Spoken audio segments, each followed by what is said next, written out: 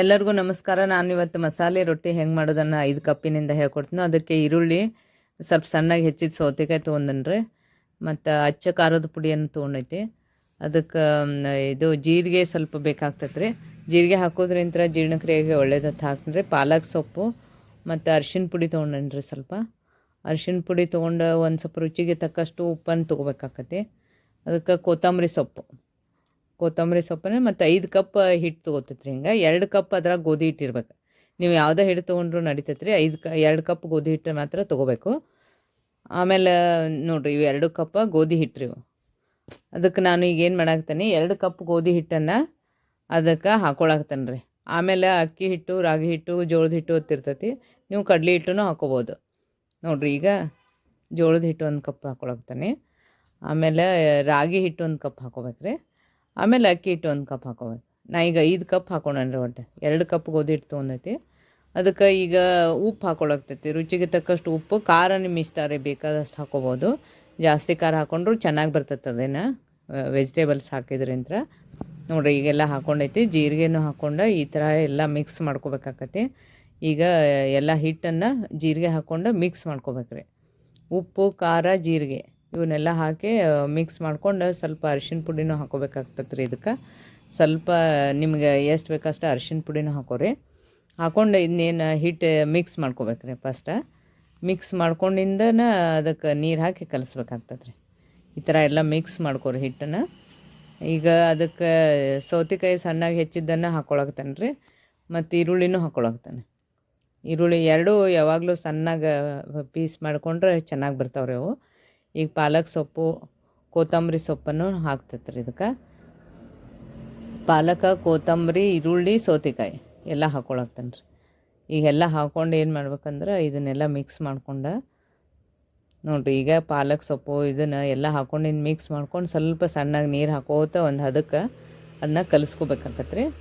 ಈಗ ಸ್ಪೂನ್ ತೊಗೊಂಡು ಕಲಿಸ್ಕೊಂಡು ಕೈಯಿಂತ್ರನೂ ಕಲಿಸ್ಕೋಬೇಕ್ರಿ ಇದನ್ನು ಚೆನ್ನಾಗಿ. ನೋಡಿರಿ, ಈಗ ಇದನ್ನ ಒಂದು ಹದಕ್ಕೆ ರೊಟ್ಟಿ ಹದಕ್ಕೆ ಕಲಿಸ್ಕೊಳಾಗ್ತದೆ ರೀ. ಇದೆಲ್ಲ ಒಂದು ರೊಟ್ಟಿ ಹದಕ್ಕೆ ಬರ್ಬೇಕ್ರಿ. ಇದು ಹಿಟ್ಟು ಚೆನ್ನಾಗಿ ಹಿಂಗೆ ಮಿಕ್ಸ್ ಮಾಡ್ಕೊಂಡು ನಾದ್ಬೇಕ್ರಿ ಇದನ್ನ. ನೋಡಿರಿ, ಈಗೆಲ್ಲ ನಾದ್ಕೊಳಾಗ್ತಾನೆ ರೀ. ಹಿಟ್ಟು ಎಷ್ಟು ಚೆನ್ನಾಗಿ ನಾದ್ಕೋತೀವೋ ಅಷ್ಟು ಚಂದ ಬರ್ತಾವ್ರಿ ಅವು. ಈಗೆಲ್ಲ ನೀವು ಬೇಕಾದ ಮತ್ತು ಇನ್ನೊಂದು ಬೇರೆ ಸೊಪ್ಪು ಹಾಕೋತಿದ್ರು ಹಾಕೋಬೋದು ರೀ ಇದ್ರೊಳಗೆ. ನಾನು ಮಾತ್ರ ಈಗ ಕೊತ್ತಂಬರಿ, ಪಾಲಕ್ ಸೊಪ್ಪು ಎಲ್ಲ ಹಾಕೊಂಡೇನಿ ರೀ.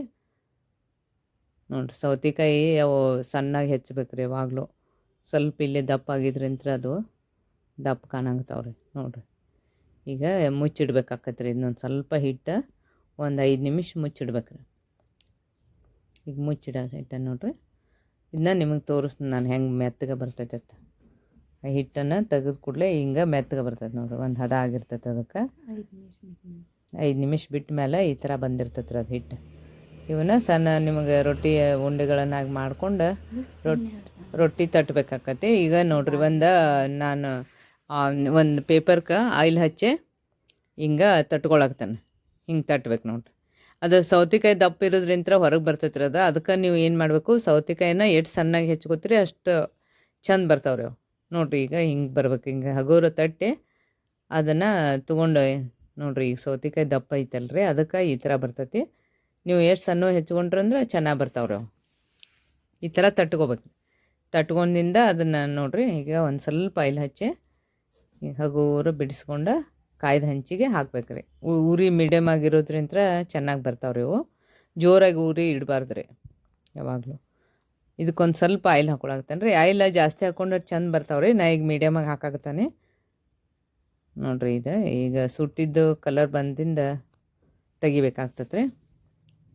ಈಗ ಇನ್ನೊಂದು ನಾನು ಹೆಂಗೆ ತಟ್ಟೋದನ್ನ ಹೇಳ್ಕೊಡ್ತೀನಿ ರೀ. ಅದಕ್ಕೆ ನಾನು ಹೇಳಾಕ್ತಾನಲ್ರಿ, ಸೌತೆಕಾಯಿ ದಪ್ಪ ಇರೋದ್ರಿಂದ ಅವು ಒಂದು ಸ್ವಲ್ಪ ಇದಾಗ್ತಾವೆ, ಹೊರಗೆ ಬರ್ತಾವೆ. ಅದಕ್ಕೆ ನೀವು ಏನು ಮಾಡಬೇಕು, ಸೌತೆಕಾಯಿನ ಚಿಕ್ಕ ಚಿಕ್ಕಾಗಿ ಪೀಸ್ ಮಾಡ್ಕೊಂಡ್ರೆ ಚೆನ್ನಾಗಿ ಬರ್ತಾವ್ರಿ. ನೋಡಿರಿ, ಇದು ಕಲರ್ ಬಂದೈತೆ ನೋಡಿರಿ, ಕ್ರಿಸ್ಪಿಯಾಗಿರ್ತೈತೆ ರೀ, ಕಲರ್ ಬಂದೈತಿ. ವೆಜಿಟೇಬಲ್ ಇರೋದ್ರಿಂದ ಎಲ್ಲರಿಗೂ ಒಳ್ಳೇದಲ್ರಿ ಇದು. ನೋಡಿರಿ, ಈ ಥರ ಬರ್ತೈತೆ ನೋಡಿರಿ. ಸೌತೆಕಾಯಿ ಎಲ್ಲ ಎದ್ದು ಕಾಣಿಸ್ತಾವ್ರಿ ಇದ್ರೊಳಗೆ. ಹಿಂಗೆ ಸಣ್ಣಗೆ ಈಗ ಮತ್ತೊಂದು ನಾನು ಹಾಕ್ಕೊಂಡು ಆಯಿಲ್ ಹಾಕಿ ಹಿಂಗೆ ಸುಡ್ಬೇಕ್ರಿ. ಅದು ಗರಿ ಗರಿ ಆಗೋ ಹಂಗೆ ಸುಡ್ಬೇಕಾಕತ್ರಿ. ನೋಡಿರಿ, ಈ ತಟ್ಟೋದೂ ಭಾಳ ಈಸಿ ಅದ ರೀ ಇದು. ಮತ್ತು ಎಲ್ಲ ವೆಜಿಟೇಬಲ್ಸ್ ಇರ್ತಾವಲ್ರಿ ಇದ್ರೊಳಗೆ. ಸೌತೆಕಾಯಿ ನೋಡಿರಿ, ದಪ್ಪ ಇರೋದ್ರಿಂದ ಏನಾಕತಿ, ಹೊರಗೆ ಬರ್ತೈತಿ. ಚಿಕ್ಕ ಚಿಕ್ಕಾಗಿ ಪೀಸ್ ಮಾಡ್ಕೋಬೇಕ್ರಿ ಅವನು. ಭಾರಿ ಹೆಲ್ದಿ ಫುಡ್ ರೀ ಇದು. ಟೇಸ್ಟಿ.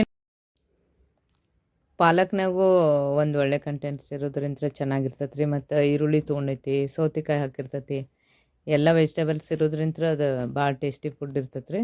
ಇದಕ್ಕೆ ತುಪ್ಪ ಹಾಕ್ಕೊಂಡು ತಿನ್ನೋದ್ರಿಂದ ಭಾಳ ಟೇಸ್ಟ್ ಬರ್ತೈತೆ ರೀ. ನೋಡಿರಿ ಈಗ ಗರಿಯಾಗಿ ಹಿಂಗೆ ಸುಟ್ಟೈತಿ. ಈಗ ನಿಮಗೆಲ್ಲ ತೋರ್ಸಾಕ್ತೇನೆ ನೋಡಿರಿ. ಇದು ಹಿಂಗೆ ಸುಡ್ಬೇಕ್ರಿ. ಅದು ಆಯಿಲ್ ಒಂದು ಸ್ವಲ್ಪ ಜಾಸ್ತಿ ಹಾಕಿದ್ರೆ ಇನ್ನೂ ಚೆನ್ನಾಗಿ ಸುಡ್ತಾವೆ ರೀ. ನಾನು ಈಗ ಮೀಡಿಯಮಾಗಿ ಹಾಕಾಕತ್ತೀನಿ ನೋಡಿರಿ. ಹಿಂಗೆ ಬರ್ತಾವೆ ನೋಡಿರಿ. ಹಿಂಗೆ ಬರ್ತಾವ್ರಿ. ಚೆನ್ನಾಗಿ ಸುಡ್ಬೇಕ್ರಿ ಅವನು. ಈ ಥರ ಬರ್ತಾವ್ರಿ ನೋಡಿರಿ. ಇವನ್ನೆಲ್ಲ ಭಾಳ ಈಜಿದ ಒಂದು ರೆಸಿಪಿ ರೀ ಇದು. ಟಿಫಿನಿಗೂ ಮಾಡ್ಬೋದು ಅಥವಾ ಸಾಯಂಕಾಲ ಮಾಡ್ಕೊಂಡು ತಿನ್ಬೋದು ರೀ. ರಾತ್ರಿ ಊಟಕ್ಕೆ ಉಪವಾಸದು ಇದ್ರೆ ಒಪ್ಪತ್ತಿದ್ರೆ ಮಾಡ್ಕೊಂಡು ತಿನ್ನೋಕ್ಕಾಕತ್ರಿ. ಇವನ್ನ ವೆಜಿಟೇಬಲ್ಸ್ ಅಷ್ಟು ಇದ್ರೆ ರೆಡಿ ಆಗ್ತಾವ್ರಿ ಇವು. ನೋಡಿರಿ ಇದು ನೀವು ಮಾಡಿ ನೋಡಿರಿ, ಕಮೆಂಟ್ ಮಾಡಿರಿ, ಶೇರ್ ಮಾಡಿರಿ, ಲೈಕ್ ಮಾಡಿರಿ, ಸಬ್ಸ್ಕ್ರೈಬ್ ಆಗಿರಿ. ನೋಡಿರಿ ಎಷ್ಟು ಚೆನ್ನಾಗಿ ಬರಾಕತ್ತಾವು. ಈ ಥರ ಕ್ರಿಸ್ಪಿಯಾಗಿ ಬರುತ್ತನೂ ಸುಡ್ಬೇಕ್ರಿ ಅವನು. ಈ ಥರ ಬರ್ತಾವೆ ನೋಡಿರಿ. ಹಗೂರ ಹಾಕ್ಬೇಕ್ರಿ ಅದನ್ನ. ಹಗೂರ ಹಾಕಿ ಸ್ವಲ್ಪ ಆಯಿಲ್ ಹಾಕಿದ್ರೆ ಬೆಸ್ಟ್ ಬರ್ತಾವ್ರಿ. ಮತ್ತು ಟೇಸ್ಟಿನೂ ಅಷ್ಟೇ ಇರ್ತಾವ್ರಿ. ಖಾರ ನೀವು ಹಸಿಮೆಣ್ಸಿಕಾಯಿ ಹಾಕ್ತಾರೆ, ಆದ್ರೆ ನಾವಿಲ್ಲಿ ಒಣ ಖಾರ ಹಾಕೋದ್ರಿಂದ ಇವೊಂಥರ ಬೇರೆ ಟೇಸ್ಟ್ ಬರ್ತಾವ್ರಿ. ನೋಡಿರಿ ಈಗ ಇದು ಬಿಸಿ ಆಗೈತಿ. ಇದು ಕ್ರಿಸ್ಪಿ ಆಗಬೇಕಂತಂದ್ರೆ ಈಗ ಎರಡೂ ಕಡೆನೂ ಒಂದು ಸ್ವಲ್ಪ ಆಯಿಲ್ ಹಾಕಿ ಸುಡೋದ್ರಿಂದ ಕ್ರಿಸ್ಪಿ ಬರ್ತಾವ್ರಿ ಅವು. ಈ ಥರ ಬರ್ತಾವ್ರಿ ಅವು. ಆಯಿಲ ಹಿಂಗೆ ಸುತ್ತ ಹಾಕ್ಬೇಕ್ರಿ. ಅದಕ್ಕೆ ಸುತ್ತ ಹಾಕೋದ್ರಿಂದ ಕೆಳಗೆ ಅಂಟ್ಕೊಳ್ಳಲ್ರಿ, ಚೆನ್ನಾಗಿ ಬರ್ತೈತೆ ಅದು. ಫ್ಲೇಮ್ ಮಾತ್ರ ಮೀಡಿಯಮ್ ಆಗಿಟ್ಟು ಇದನ್ನು ಮಾಡ್ಬೇಕ್ರಿ. ಜೋರಾಗಿಟ್ರೆ ಅವೆಲ್ಲ ಇದು ಆಗಿಬಿಡ್ತಾವ್ರಿ. ನೋಡಿರಿ ಇದು ಎಷ್ಟು ಕ್ರಿಸ್ಪಿಯಾಗಿ ಬರ್ತೈತೆ. ಈ ಥರ ಬರ್ತೈತೆ ನೋಡಿರಿ. ಹಗೂರ ಹಿಂಗೆ ತಟ್ಕೋಬೇಕ್ರಿ. ಸೌತೆಕಾಯಿ ಒಬ್ಬರು ತುರಿದು ಹಾಕ್ತಾರೆ, ಅದಕ್ಕಿಂತ ಇದು ಬೆಸ್ಟ್ ರೀ. ಇದು ಒಂಥರ ಕಟ್ ಮಾಡಿ ಹಾಕೋದು, ಆದ್ರೆ ಸಣ್ಣಗೆ ಕಟ್ ಮಾಡೋದ್ರಿಂದ ಒಳ್ಳೇದು ರೀ. ಈರುಳ್ಳಿ ಆದರೂ ಅಷ್ಟೇ ರೀ, ಸಣ್ಣಗೆ ಕಟ್ ಮಾಡ್ಕೋಬೇಕು. ನೋಡಿರಿ ಹಿಂಗೆ ಬರ್ತಾವೆ ನೋಡ್ರಿ ಅವು. ಸ್ವಲ್ಪ ಆಯಿಲ್ ಹಾಕಿ ತೆಗಿಬೇಕು ರೀ ಅವ್ನು. ನೋಡೋಕ್ಕೂ ಚೆನ್ನಾಗಿರ್ತಾವೆ ರೀ, ಕ್ರಿಸ್ಪಿನೂ ಆಗಿರ್ತಾವೆ. ಭಾಳ ಈಜಿ ಒಂದು ಇದು ಇರ್ತೈತೆ ರೀ. ಮನ್ಯಾಗ ಹಿಟ್ಟ ಇದೊಂದು ಸೊಪ್ಪು ಇದ್ರೆ ಟೇಸ್ಟಿಯಾದ ಒಂದು ರೆಸಿಪಿನ ರೆಡಿ ಆಗಿಬಿಡ್ತೈತೆ.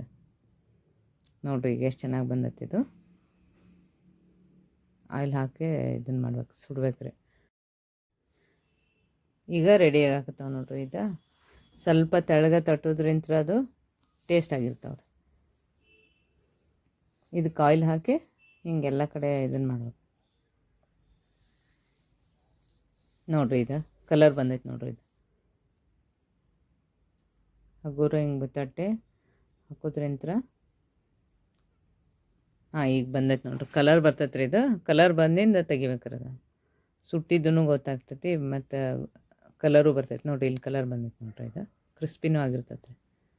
ಈ ಥರ ಕಲರ್ ಬಂದಮೇಲೆ ಹಗೂರ ಬೇಯಿಸ್ಬೇಕು. ಈಗ ಫುಲ್ ರೆಡಿ ಆಗೈತೆ ರೀ. ಈಗ ಮಸಾಲೆ ರೊಟ್ಟಿ ರೀ, 5 ಕಪ್ಪಿನಿಂದ ಮಾಡಿದ್ದು ರೆಸಿಪಿ ರೆಡಿ ಆಗೈತೆ ರೀ. ತುಪ್ಪ ಹಚ್ಕೊಂಡು ತಿಂದ್ರೆ ಭಾರಿ ಟೇಸ್ಟ್ ಇರ್ತೈತೆ ರೀ. ನೋಡಿರಿ ಈ ಥರ ಕ್ರಿಸ್ಪಿಯಾಗಿ ಬರ್ತೈತೆ ನೋಡಿರಿ. ಇದು ಮುರಿದ್ರು ಸುದಕ್ಕೆ ಕ್ರಿಸ್ಪಿಯಾಗಿ ಬರ್ತೈತೆ ರೀ. ಎಲ್ಲ ವೆಜಿಟೇಬಲ್ಸ್ ಇರೋದ್ರಿಂದ ಟೇಸ್ಟಿಯಾಗಿರ್ತೈತೆ.